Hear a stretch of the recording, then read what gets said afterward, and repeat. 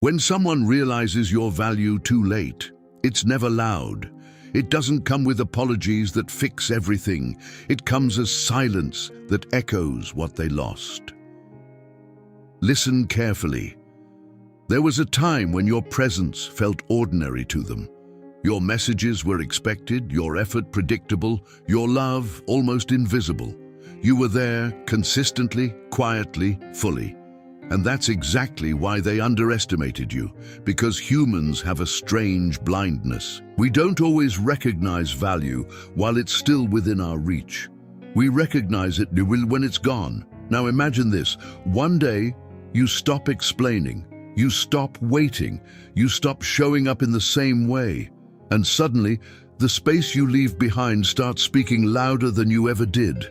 That's when it begins, not your realization, theirs. A slow, uncomfortable awareness that what they once had was rare, that your patience wasn't weakness, your loyalty wasn't replaceable, your presence wasn't guaranteed. But here's the part no one talks about. By the time they finally see your worth, you've already learned to live without their validation. And in that quiet shift, everything changes. Because when someone realizes your value too late, they don't just lose you, they lose the version of you that once chose them. Part 1. The illusion of you'll always be there. There's a dangerous illusion that quietly destroys meaningful connections. The belief that someone will always be there.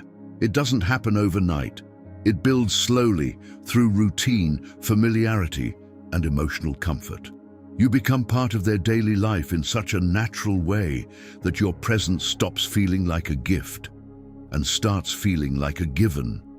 And that's where the shift begins. They stop noticing the effort behind your consistency. They stop appreciating the silence you break just to check on them. They stop valuing the emotional space you hold because it's always been there, like oxygen, essential but unnoticed. Carl Jung once said, "The shoe that fits one person pinches another."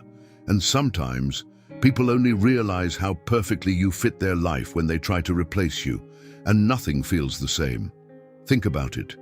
When something is always available, the mind stops assigning urgency to it. This is why people delay appreciation. They assume there will always be another chance, another conversation, another moment to fix things. But life doesn't work that way. Time doesn't pause for realization, and people don't stay the same forever.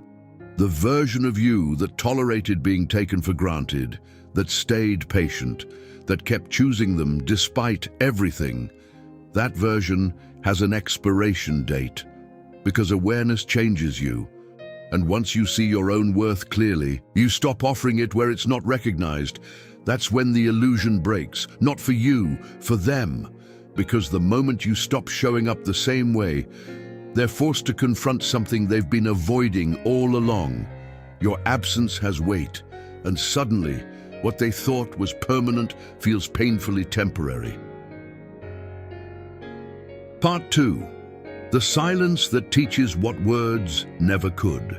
There comes a point where words lose their power, not because you don't have anything left to say, but because you've already said too much to someone who wasn't truly listening.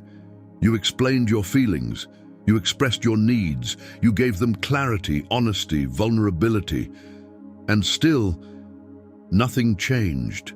So one day, something inside you shifts. You don't argue anymore, you don't chase closure, you don't try to make them understand, you just go quiet. And that silence, it's not weakness, it's awareness. Friedrich Nietzsche once said, "All things are subject to interpretation. Whichever interpretation prevails at a given time is a function of power and not truth."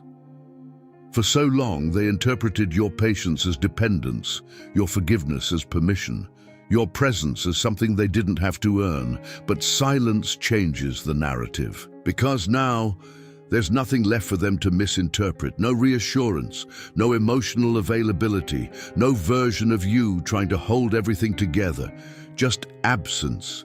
And absence has a way of revealing truth that words never could. It creates space, and in that space, reality becomes louder. They start replaying conversations. They notice the effort you made. They feel the emotional gap you once filled without being asked. It's ironic, isn't it?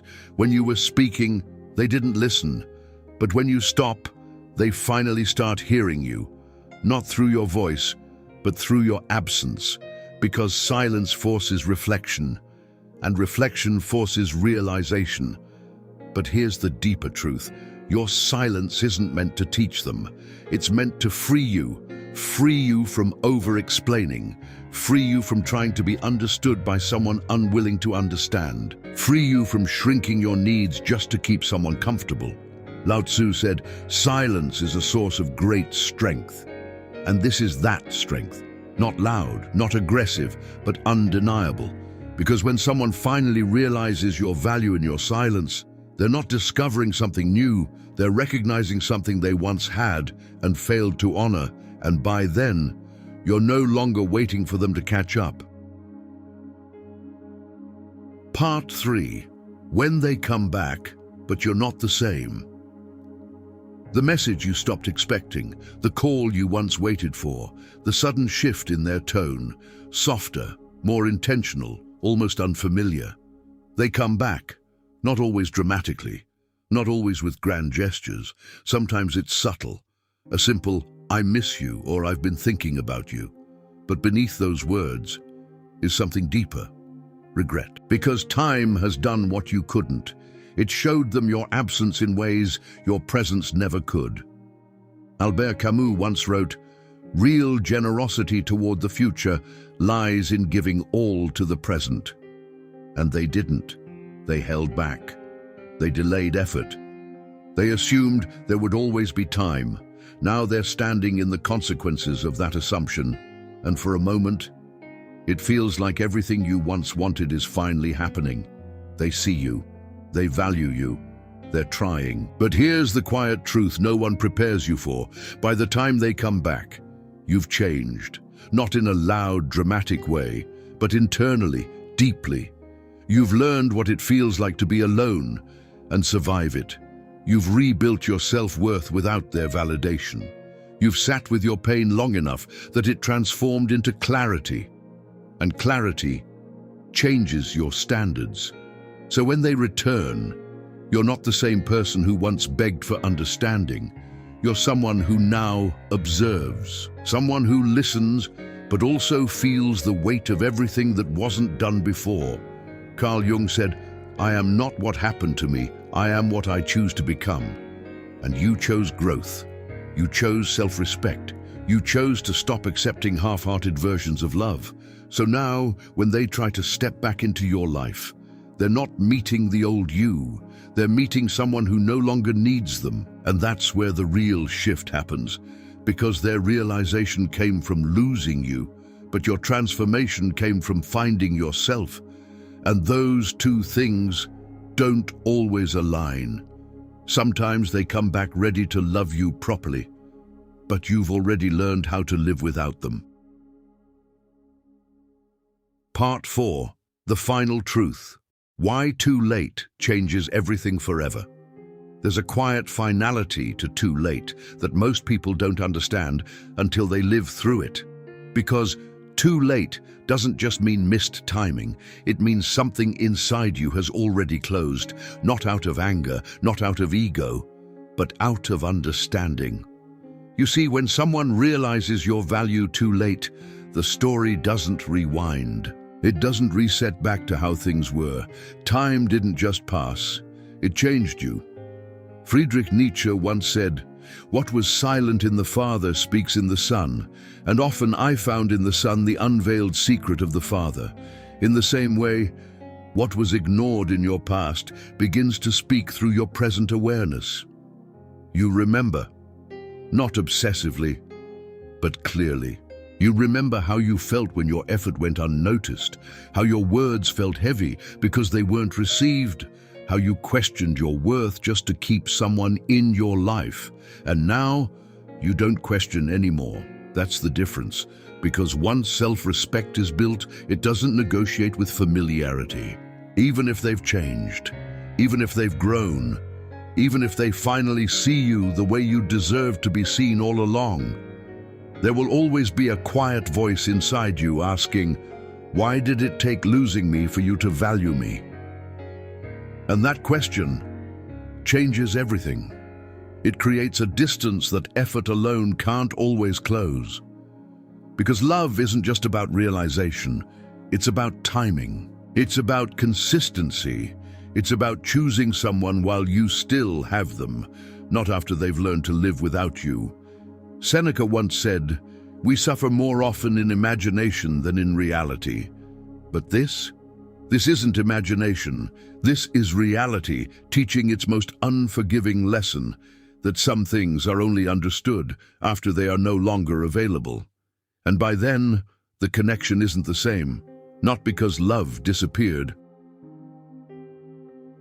but because the version of love that once existed required a version of you that no longer exists. So if you're listening to this, and you've been the one who stayed too long, who gave too much, who waited for someone to finally see your worth, understand this: their realization is not your responsibility, and their regret is not your burden to carry, because your value was never hidden. It was simply unrecognized by the wrong eyes at the wrong time. And the moment you truly understand that, you stop needing closure from them. You become it. So don't wait for someone to realize your worth too late. Choose yourself early, because the right people won't need to lose you to understand what you mean.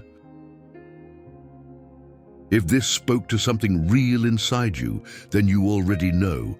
Some lessons don't come from being loved right. They come from being valued too late.